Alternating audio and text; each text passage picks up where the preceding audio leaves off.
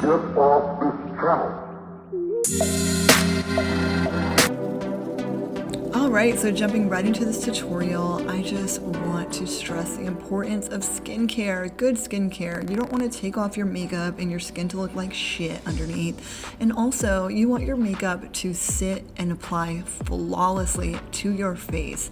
And in order to do that, you need to have a great base and a great foundation underneath. Just like if you were to build a house, you wouldn't build it on sand because it would crumble and fall apart.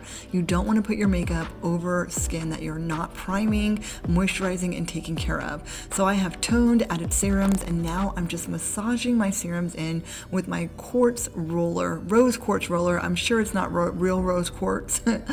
Probably just some type of resin, but it feels good, especially when I take it straight out the fridge. I feel like it really, increases my circulation and just, I don't know, it's a little luxury thing that I do to my face. I then applied some CEO Sunday Riley moisturizer. I'm just massaging this in all over my face, into my skin to give myself some nice moisture. And then gonna apply a lip balm. I like to apply lip balms because they prevent foundation from caking up on my lips. And last but not least, I'm taking my Farsali Rose Gold setting spray and just spraying and spritzing that all over my face. I then took some Becca primer and applied this to all the areas of my face where I get oily. This was a mattifying primer, and then I took some Hourglass Veil, which is non-mattifying, and applied this to the other areas where I didn't apply that mattifying primer. And so combining primers like this is a great step to take to really, if you have combination skin or certain areas that are dry and other areas that aren't, it's just good to kind of mix your primers up like this. I'm then taking my Benefit Cosmetics brow pencil, filling in my brows, taking my P. Louise base and then the P. Louise M. Mitchell flat brush, and just go ahead and carving out my brows. I like to carve out my brows on the top and bottom. I feel that this really gives you that super sleek and super ultra carved perfect look. Make sure to blend out that top and bottom part, and then I'm taking this base and patting that all over the lid and then blending out the inner and outer corners. Putting on a nice thick opaque base is going to give you a perfect foundation for your eyeshadows to look very pigmented and gorgeous. Then going into my Illamasqua eyeshadow palette, I'm going to take that dark brown shade and create little half circles on each corner of my eye. So in the inner corner and outer corner, I'm going to bring it up into the crease and then bring it down to the lash line and go ahead and use small circular and back and forth motions to blend this shadow in there. Then going in with the next lighter brown shade on a fluffier brush. So as you go up on your eyeshadows or build up higher on the eye, you're going to go bigger with your brushes. So this one is going to be my medium-sized brush, and I'm going to just blend out that first dark brown shade that I put on, working in back and forth in small circular motions. Next, going into that lighter brown shade on the fluffiest brush, I'm going to do the same thing, except I'm going to close up the circle at the top. I'm going to go a little bit further in on the top. I'm not going to leave a complete open space in the middle. You want just that last shade to kind of close it up and do like a full half circle. I'm then going right back down to that first shade and building on my layers.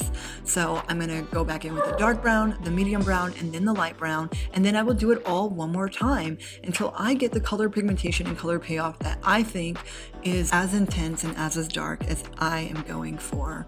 So as you can see, this is kind of what the finished look looks like. You want to always reapply your shadows when losing the color from blending out so that you have great color pigmentation.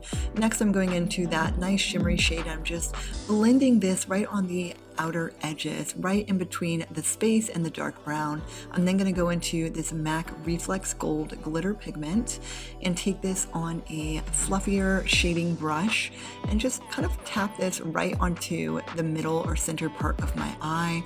It will stick right on that base that you put on. If you feel like it's not sticking, you can add some glitter glue or some more base.